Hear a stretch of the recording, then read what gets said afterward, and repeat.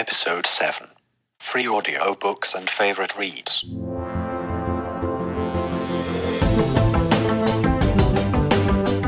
Welcome to the Visionary Variety Podcast, where we cover cool stuff like photo, video, film, books, and technology. So switch on your brain and enjoy the show.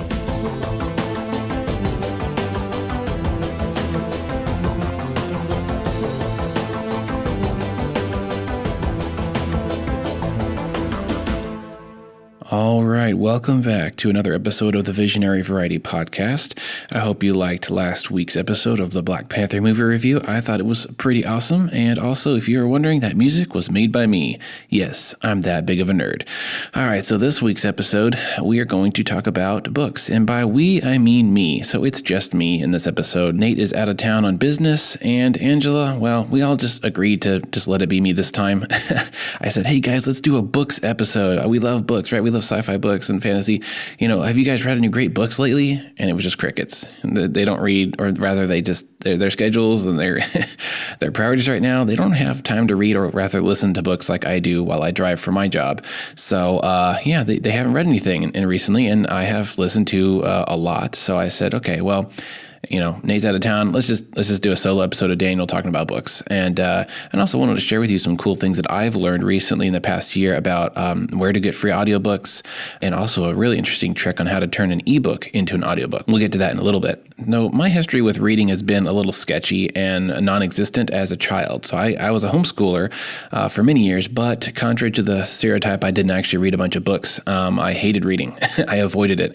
I remember having to do a book report one time on the Phantom Tollbooth, and I literally read one out of every 3 pages to try to just get through it faster and faster because I just hated reading. I didn't get it. I didn't value it. I didn't understand the value of reading. I didn't understand the fun of it, the adventure, which is weird because I was all about imagination, but until it came to books as a kid, I hated it. But sometime around my teenage years, I finally read the first Narnia book right before the first movie came out, and I was like, wow, this is awesome. It's not so bad. You know, if there's a book that I like reading it, and it's fun. From there, I read the rest of the Narnia books, and then I read, I think, the Foundation series by Isaac Asimov later in college.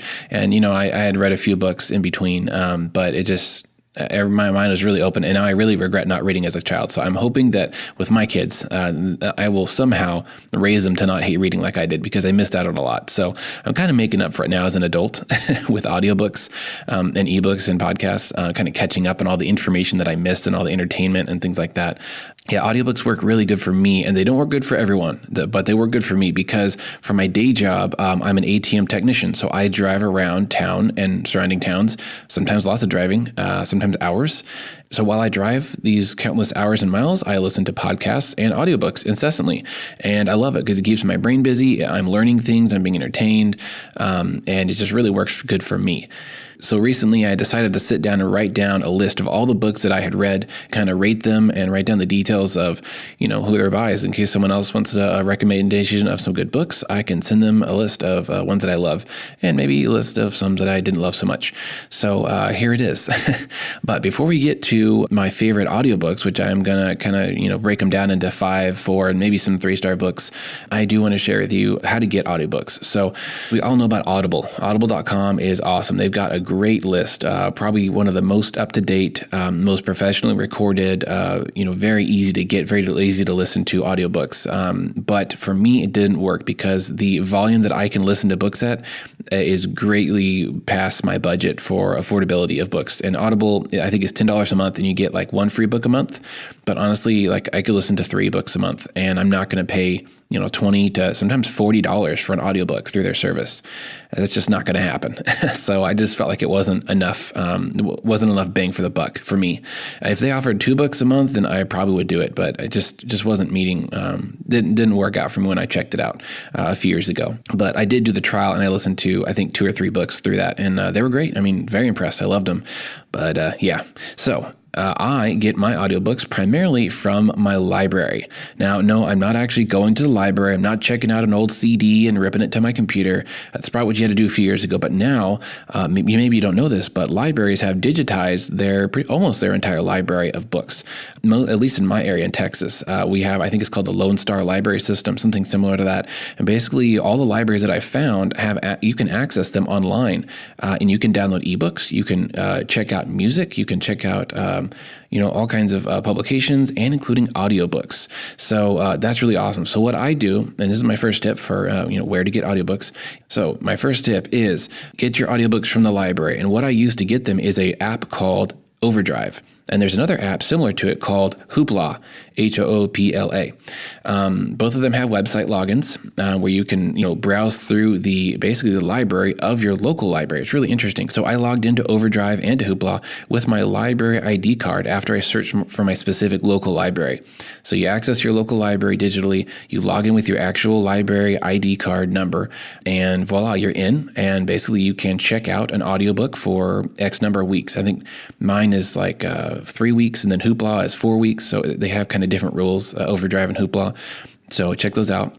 Just call the library and say, hey, I wanted to see if you guys had any online library of audiobooks that I can check out through my phone. Is there any way to do that? And I'm sure they'll educate you on that, hopefully. So that's been great. I mean, it's free of charge, and I'm getting professional quality audiobooks. These are the legitimate ones, pretty much the same ones I'm sure that would be going to Audible or already on Audible. The official audiobook production. There's usually only one per book. So that's what they have. And yes, they do not have anywhere close to the availability or, list that Audible has, but it's still a really impressive collection of books. And I mean, I found some classics, also some newer books on there, books that I had always wanted to read as a kid or always wanted to read in college, but never got around to it.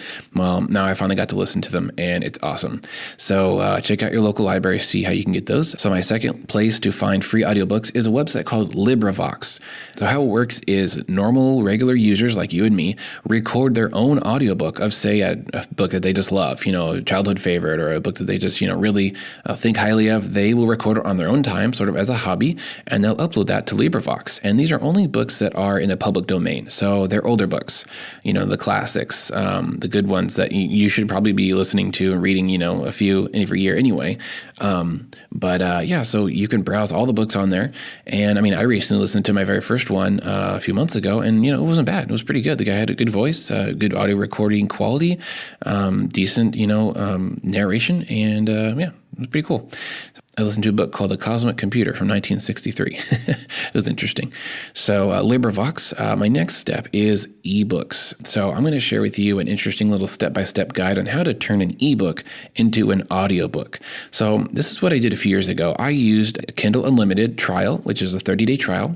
And once you sign up for that, you're in Amazon's library of Kindle Unlimited books, which majority of them are free if you're a Kindle Unlimited user, or in this case, if you're a trial user. So I just looked through, the top-rated, top-ranked sci-fi books and fantasy books, and I basically just, bought for free a crap load of ebooks from Kindle Unlimited. So then I used the Kindle for PC program on my actual laptop to download the ebook to my computer as if I was going to read it, and then I moved those files elsewhere to a different folder so they wouldn't be deleted, because you can only check out or get I think 10 books at a time. So I would get them, download them, move them, and do that over and over. And I got about 60 or 70 books that I was going to read eventually, and I did. And so an ebook is basically a glorified text document, right? And that you pay for, or you can get through other legal means through things like Kindle Unlimited, where there's free of charge books if you're a user. So I got all these ebooks, and I basically used another program called Calibri to convert them to a different format of text file that was more readable, an RTF, which is a real common, kind of an older format of text file. And then from there, I got that text file, and I used an app on my phone called @VoiceAloudReader to read the text file to me out loud while I drove, while I worked. It was really neat. And yes, it's using a synthetic voice. It's not a human recording, which is where, a lot of you will probably just chime out right there. But it does not sound like a really cheesy robot like you might be thinking. I'll show you an example in a little bit. So yeah, this program, this app would read to me these ebooks, and I listened to, a good 20 or 30 books like this. And, after the first one or two books, you don't really care about the voice. You're listening to it, you understand it, you kind of get acclimated to the voice, and it's not bad. It's free. Hey, would you rather pay $30 for an audiobook, or would you rather get a free ebook? It's just, for me, it was about money and time. And so here's a step-by-step on how to do that conversion process. So first, and I'm using a PC. I don't know about Mac, but I'm on Windows. So first you want to download Kindle for PC, but you have to get the version 1.17.1. This is a little bit of an older version, and the reason for this is when you download a ebook from Amazon or Kindle, it's going to change the format in an unreadable way if you use the newest version of Kindle for PC. So you have to get the older version of 1.17.1. Okay, so use that to log into your Amazon account, download your books, yada yada. Second step is you have to download Calibri. That's Clibre. This is a cool, just basically a fancy ebook reader program, which also allows you to convert ebooks to different formats, allows you to look at and edit any data inside the book. Say you're writing your own ebook, you can set up all the author and title and information like that. Very powerful and very useful. So once you've logged in and got your ebooks that you have legally obtained, purchased, or whatever, you're going to download them. It's going to be in .azw file. That's what Kindle for PC downloads, and that's going to be on your computer. Okay. Next, in Calibri, you're going to click Add Books, and you're going to find your ebook file, which is normally in I think it was in My Documents, and then Kindle Content or something like that, My Kindle Books or something like that. So Calibri, Add Books, find your ebook and add it. And it's going to have a crazy file name. It's going to have a bunch of names, a bunch of letters and numbers. It's not going to be named what your book is named. So just kind of look at the date and, open it and see if that's your book. So once you've added your books or book to Calibri, you'll see them in a list there, and double click on the ebook and make sure that opens and that you can actually scan through the pages and read the ebook. If it does not open, that means something is blocking it, and you may need to download the DDRM plugin, which is DEDRM plugin for Calibri. This will allow you to basically unlock any DRM limitations of that ebook and allow you to read it and then convert it with Calibri. Okay, so once you got the ebook and it's readable and usable in Calibri, you're going to look on the top and you're going to look for Convert Books. So click that, and then on the top right of that new window, you're going to choose a file format that you want to change your ebook into. So I always do a RTF. That's a very old text file format that's very universal, but it also retains the formatting and things like font and paragraphs and things like that. So I convert them to RTF and I click OK, and then it's going to convert those files and put them into a new Calibri folder within your My Documents usually. And voila, you've got your ebook turned into a normal text file, a readable universal text file. And then last, what you do is just move those text files off of your computer onto your phone. You can email them to yourself. You can use Google Drive, just connect a wire, however you want to transfer those files, get them onto your phone. And then last, you're going to download basically a text-to-speech app. And there's a bunch of them out there. It's called TTS, Text-to-Speech. My favorite that I've used for a long time is @VoiceAloud Reader, and I've also recently started using Prestigio Reader, which is another decent text-to-speech voice app. And then when in each of those apps, you basically just add your text file, and there you go. You normally can just click play, and it will begin to narrate or read the text file in that book file and turn it into a digitized speech. And it's pretty cool. Let me play one for you so you can actually hear what this one sounds like. I tried to talk, but words didn't come out. I walked through things. I found myself in a bathroom. Okay, so that's one of the default voices in the eReader Prestigio app. Not that great. It's got a cool Irish accent, though. I don't know how they did that. And so that's the cool thing about these text-to-speech programs is that there's different voice settings. Some of them are built into your phone, like Samsung comes with a few voice engines that are, different accents, different genders. And you can download and even buy other better ones. So here's another one that's the male voice. I think it's a built-in Samsung voice. I tried to talk, but words didn't come out. I walked through things. I found myself in a bathroom, washing my face. Okay, so still a little bit robotic. So I'm going to use the William voice that I really like. So this is a thing that I bought and downloaded. So this is called the William TTS. I think it was only like $2 or $3. And there's a bunch of different ones by this company, different genders and accents. But from what I found online, the William was the best. And, it's decent. So here's what this one sounds like. You do not harbor any of those at the moment. Respiricides were a first-generation nanobot technology. In fact, it is a bit of stretch to even refer to them as nanobots. Each one, in essence, consisted of 18 billion atoms arranged as a tiny pressure tank filled with oxygen and carbon dioxide. The nuns you currently have in your system are far more sophisticated. Well, excuse me. So there's the kind of British William TTS app doing the voice. So as you can tell, it's not a human, but it's really very impressive from a computer programming standpoint that they're able to make a human voice from, code. So after a while you do get kind of used to it, and there's probably better voices that I don't know about yet because I haven't been doing this ebook to audiobook trick in a while. So I'm a little out of touch with that. So there's probably some updates that I haven't heard yet. So that's it. And lastly, another place to get free audiobooks, and this is kind of less legal but still very accessible and safe, is YouTube. There are a bunch of audiobooks that have been ripped and turned into a video file and put on YouTube. They're probably getting removed because that's breaching the copyright. You're not supposed to distribute something that you've purchased like that. If you want to look around, check out YouTube, see what's on there. But I don't condone any illegal, sharing or downloading or streaming of copywritten purchases that should not be distributed like that. All right, so moving on. Here's the fun part of this episode. So I'm going to share with you some of my favorite listens. I almost said favorite reads, but I didn't read these except for maybe one or two of them. My favorite listens from the past few years. And so let's start with the 2-star books. Let's work our way up. So 2-star books. These are not impressive. This is one that I listened to. I was very excited about because it was a Star Wars book. It did not deliver. And it's called Aftermath by Chuck Wendig. So this is basically, I believe it's a new canon book. So this is within the new Star Wars canon.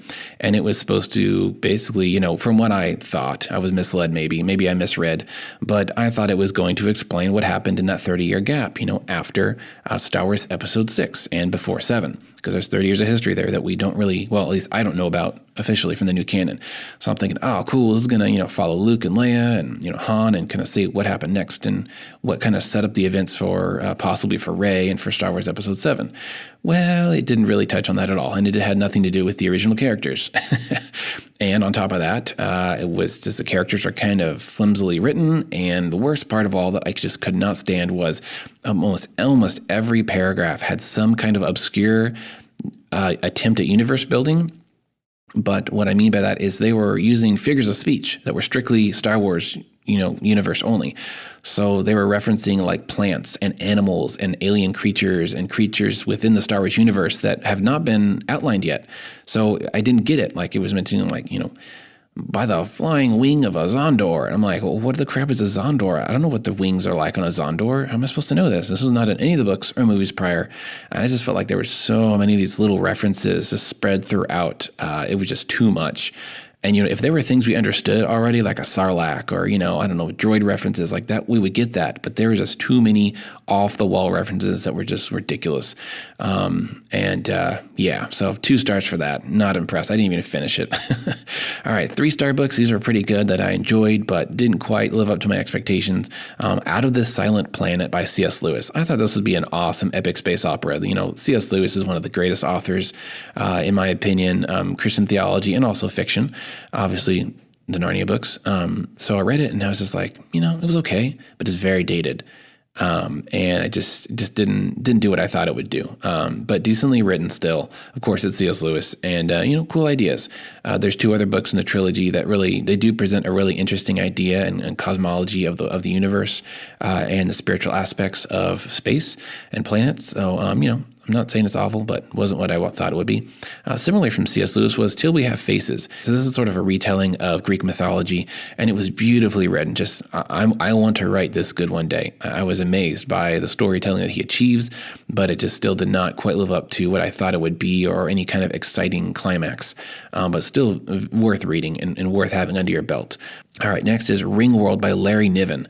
This was just so long-winded, awesome ideas, beautiful mind. Larry Niven is a great author, a great thinker and scientist.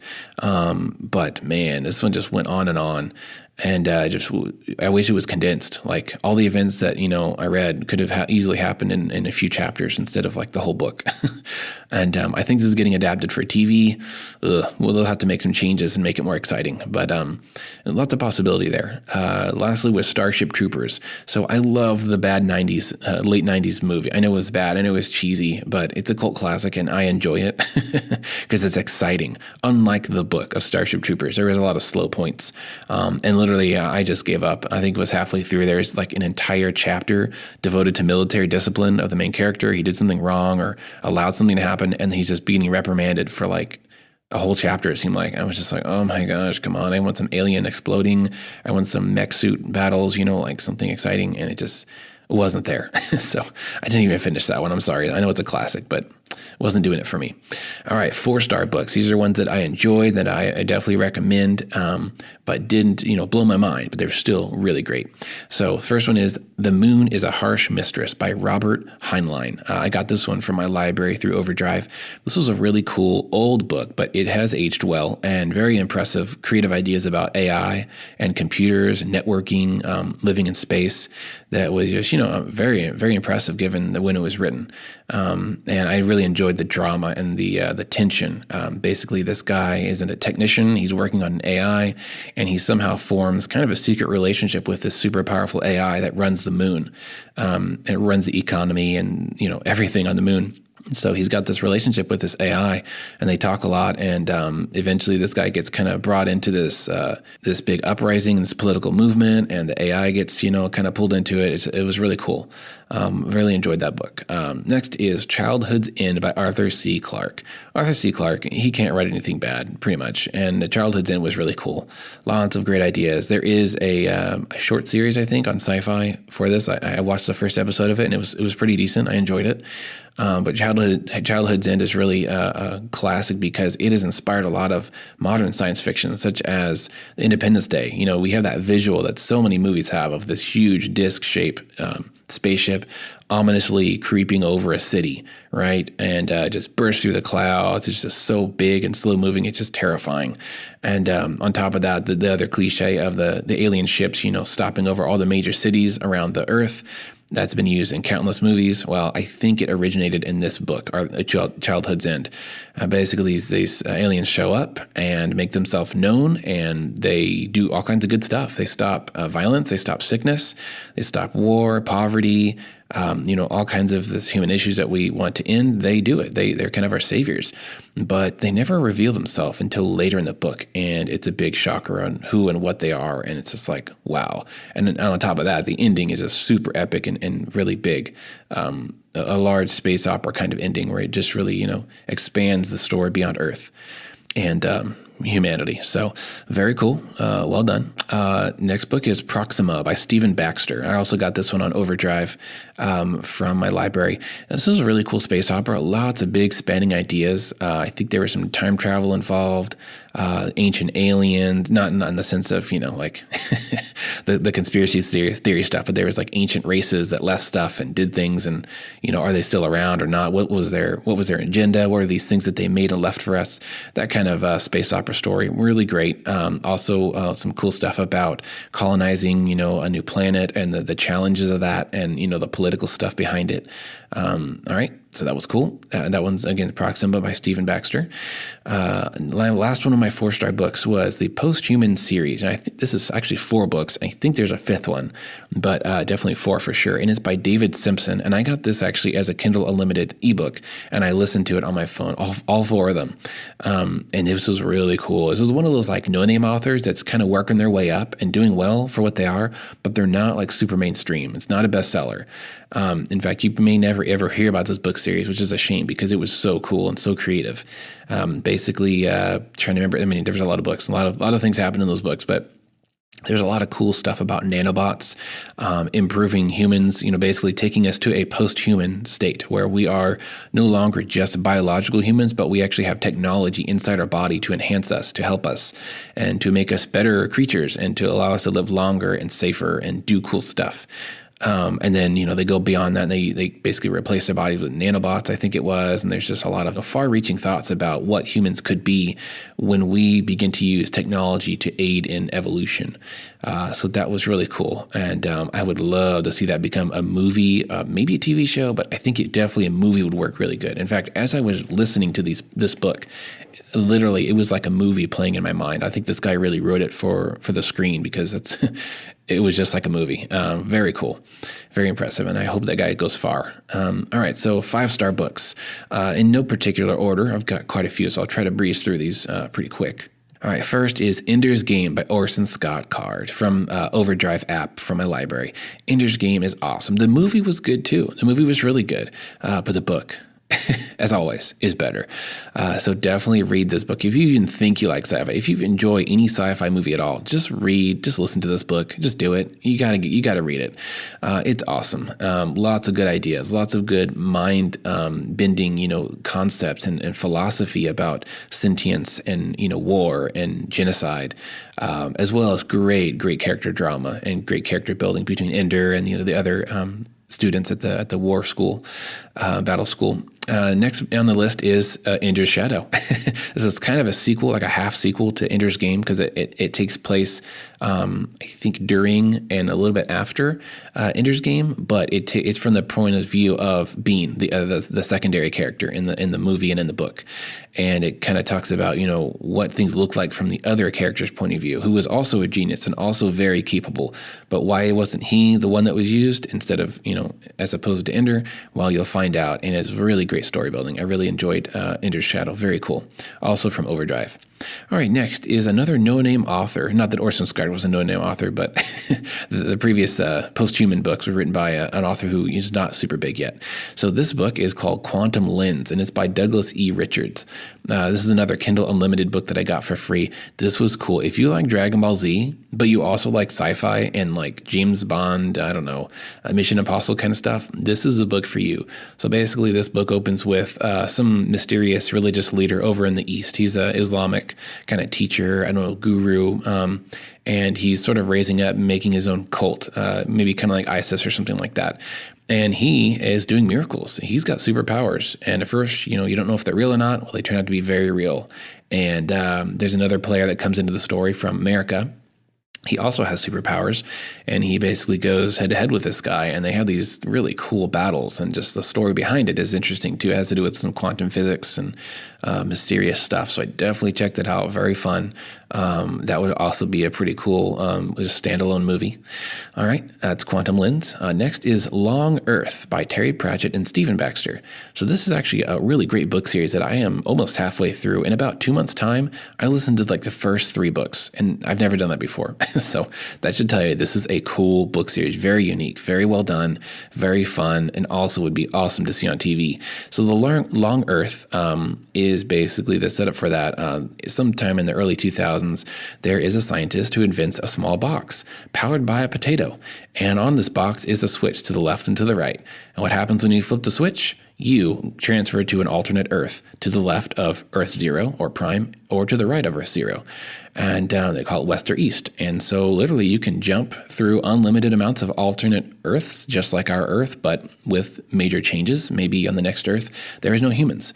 Maybe on the next one, you're living in a tropical climate, or the next one, it was an ice age. Very cool, very fun. And so they explore that idea of what if there were, infinite alternate Earths? What would we do with that? What would be the economic and political repercussions? Even religious stuff comes into this. And there are some very diverse characters, including AI, a nun, a robotic cat. It sounds pretty hokey and stupid, but just trust me, they're really cool. And the guy who does the voice for this audiobook has this gorgeous, just British accent. I really love his voice. And he does all the voices really well. Next is a big-time classic. This is the 2001 Space Odyssey by Arthur C. Clarke. Blah, super epic.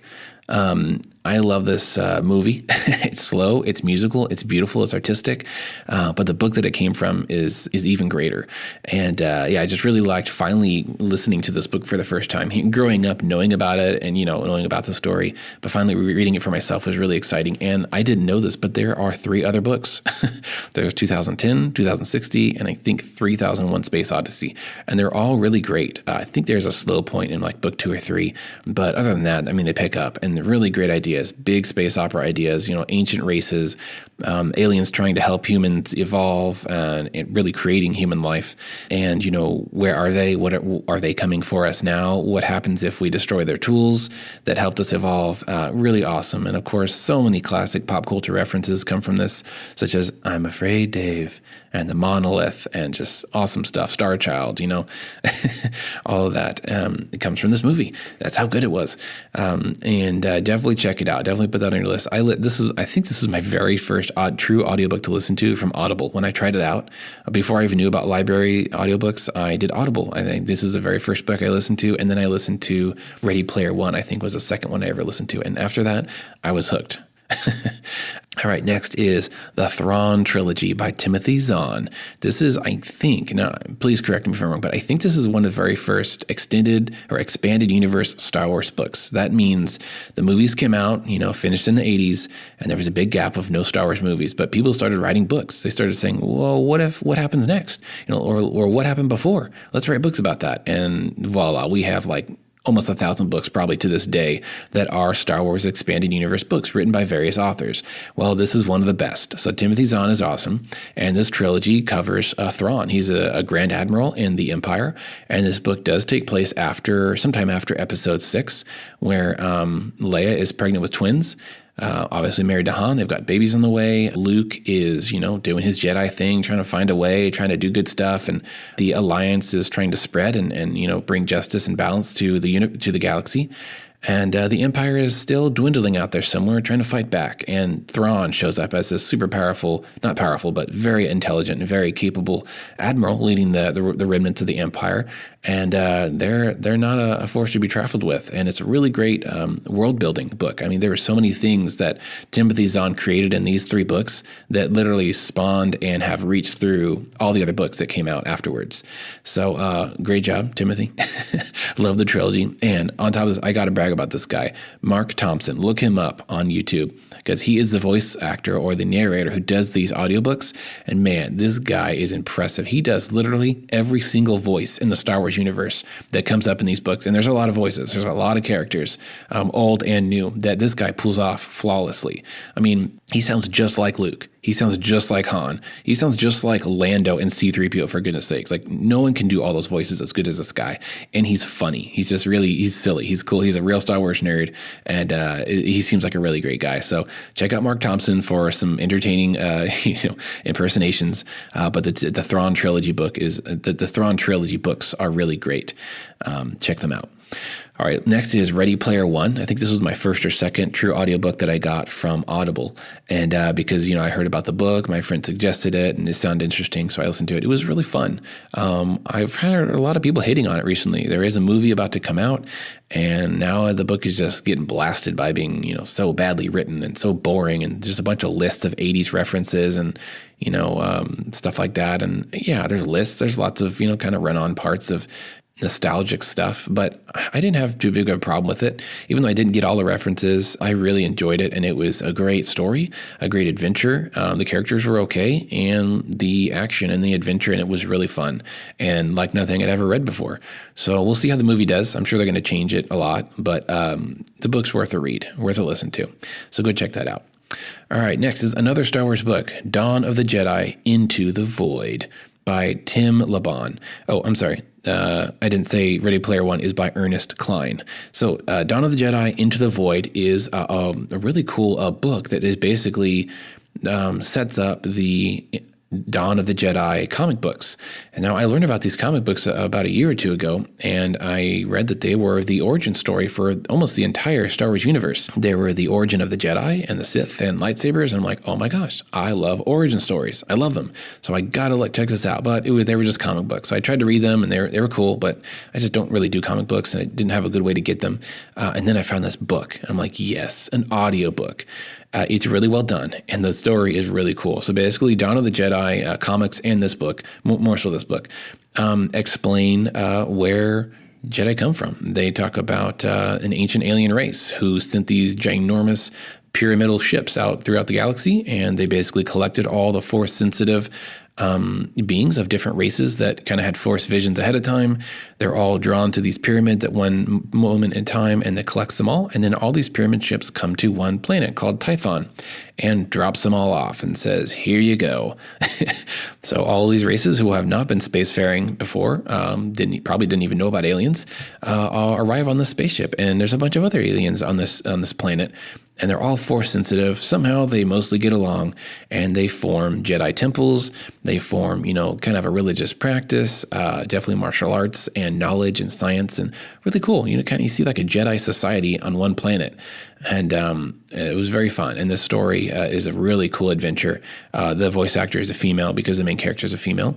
And, it kind of took some getting used to because most of the voice actors are men. But she did a good job. And there's music and there's sound effects, like most of the Star Wars books, which makes them very enjoyable and more engaging. So, yeah, I really like that. So check out Dawn of the Jedi Into the Void by Tim LeBon. Next is The Forever War by Joe Haldeman. This was a really cool military sci-fi that was very epic in the sense that it covers years, I think 1,000 or so years.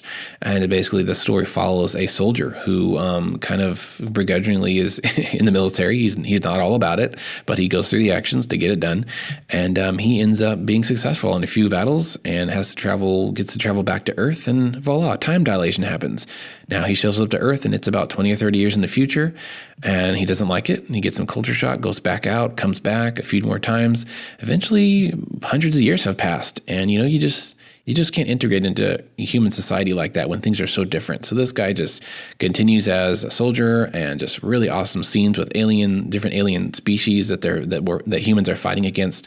Very, very nice space science and travel ideas with collapsars. And this book is pretty old, but it is aged very well. Very cool science fiction ideas and very well written.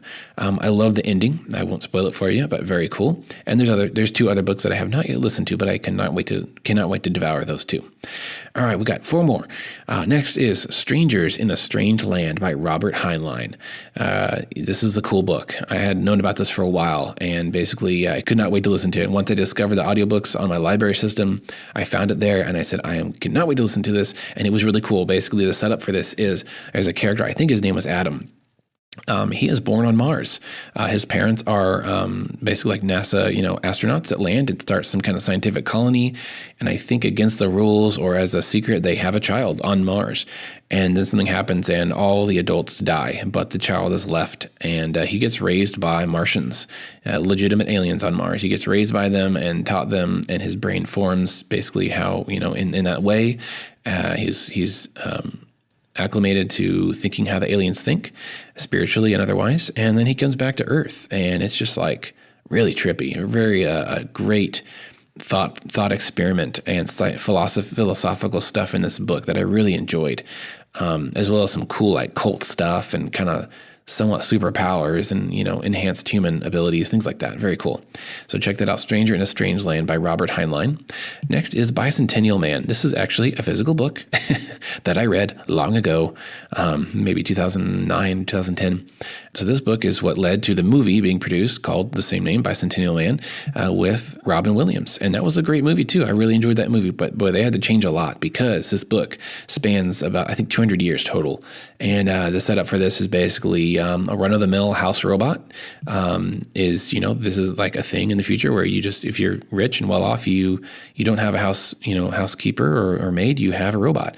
And they not only clean your house and take care of everything, but they, can watch your children and teach your children and, do house maintenance and all kinds of cool stuff. And so this family gets one, but there's something different about this one. He thinks, he's creative, he learns, he expands beyond his programming, and turns out he's got full-on sentience. Oh my gosh. And so he lives with this family and continues through this family through a few generations, and his quest is to become human. It's so cool. Great ending, great in between, great setup. Everything is just really good about this movie. I'm sorry, about this book. And definitely check it out. Even if you've seen the movie and love it, read the book, because it's so much better and more in depth. All right, 2 more. This is finally a fantasy book. I don't read enough fantasy. I really need some more fantasy books in my life. So if you got some recommendations, send them my way. I need to get some good fantasy in my head. But here we go. So Lost Civilizations series. This is an entire series of, I think, 5 books by Von Heppner, which is a really great author. I love a lot of his books. I could do a whole episode on his books. But Lost Civilizations is a really cool series that takes place before the biblical flood. Now, I've always said there needs to be books and movies that are fantasy, magic, Lord of the Rings books, maybe even sci-fi, that take place before the flood of the Bible, because there's so much history there, and things that could happen that we don't know about and we don't need to know about, but could make some cool stories. So Lost Civilizations takes place before the flood, and it follows a character that basically encounters giants and Nephilim and dinosaurs, all kinds of just really awesome fantasy tropes, but also some that are not so much fantasy tropes, but, biblical theories and ideas that, some people actually believe, and what could be, if we take the Bible literally in Genesis, 6 and before, what would that world look like? Well, this book is a really awesome exploration of what that would look like with different races and hybrids of humans and, or rather angels with humans and animals. And there's angels fighting demons, and just really awesome world building.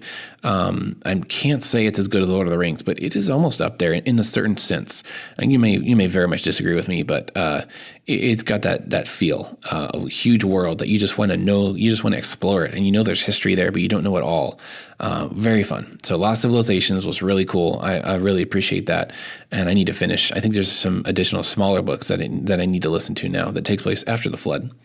All right, moving on. The last one for my 5-star book recommendations is Revelation Space by Alistair Reynolds. So this is a really impressive sci-fi. I mean, I feel like this guy is really paving a new space for science fiction books.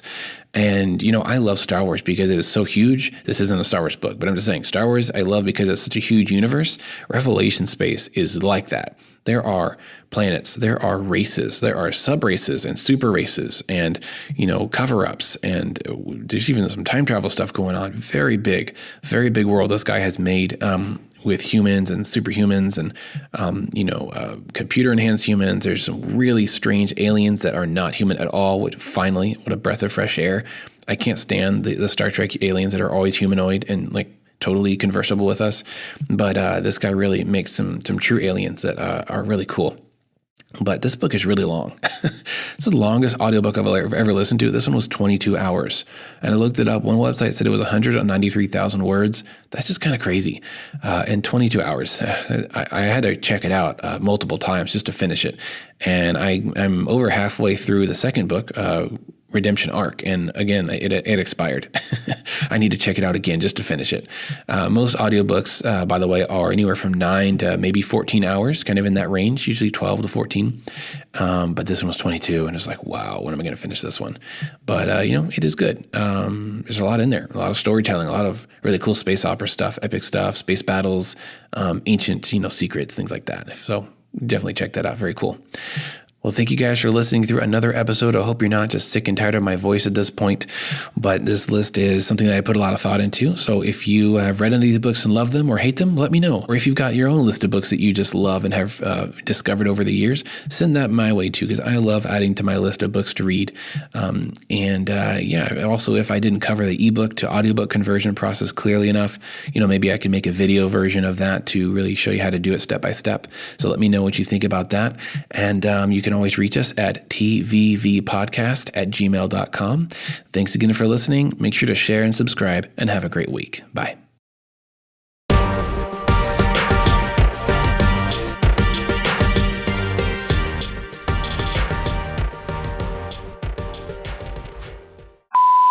Daniel, you really are a nerd. You should think about going outside sometime. You like nature and stuff. Seriously. Also, Star Wars isn't real. Oh, you're crying? I'm sorry. I went too far. Don't cry.